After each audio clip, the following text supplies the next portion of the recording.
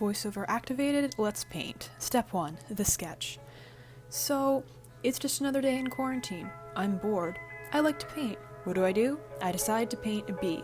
So first things first, I look up a picture of what a bee looks like on my computer and I start to sketch. I just have a little piece of paper, it's 6 by 7 inches, watercolor paper, and my number 2 pencil, and I'm just sketching out the bee. It is the finished sketch. So I don't like actually painting at my desk. Weirdly enough, I like to paint on my bedroom floor, so that's where I'm going. Step 2, the paint. Alright, so here's my setup. I've got my painting, my water, brushes, paints, and my palette. So here is a close-up shot of all my paints and my palette, which I really should have cleaned, but I didn't, and my brushes. So here I am. The colors I chose are yellow, another shade of yellow, some blue, black, and a nice warm brown.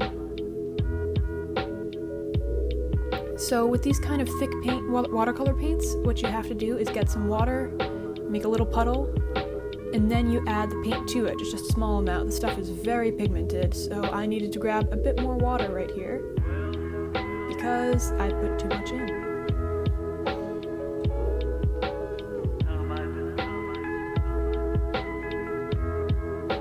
Once I'm satisfied, I can get right to painting. So you can see I did most of the bee's body, and I'm going in for the wings, which are a nice light blue. Now comes the tedious part of doing watercolor paintings. You have to wait for the layers to dry. So now after that first layer dried, I'm adding some more paint. I'm deepening the colors, making the stripes darker.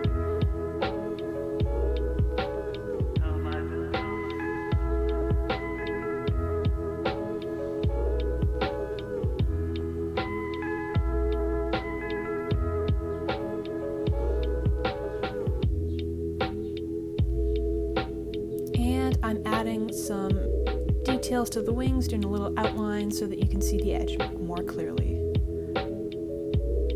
I use this kind of reddish brown below the black of the bee to give it some more dimension.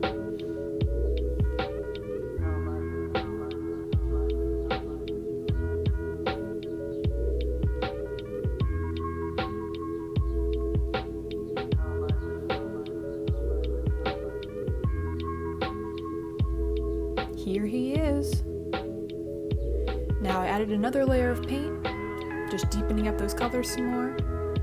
And now I'm taking some pretty much pure black pigment, and I am really going to make sure the colors are nice and dark and visible. With drier paint like this too, I'm also able to add some texture, so I make his body look a little more fluffy. Here I am just making the legs more defined.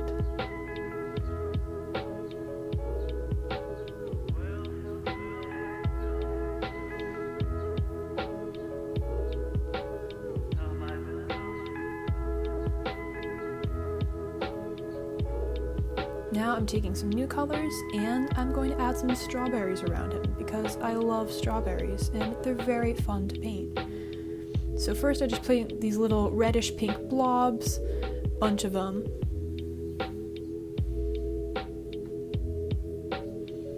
And once I have those, I add on their little green strawberry tops. So step 3, the details. So I'm actually at my desk now, and I'm taking out my little micron pen and I'm adding some detail to his wings. And also to his antenna and feet, just so that they're nice and clear. Now I'm taking my thick brush pen and I'm making an outline around the strawberries. So it's kind of a artsy, messy outline. It's not supposed to be really nice, but I really like how it looks.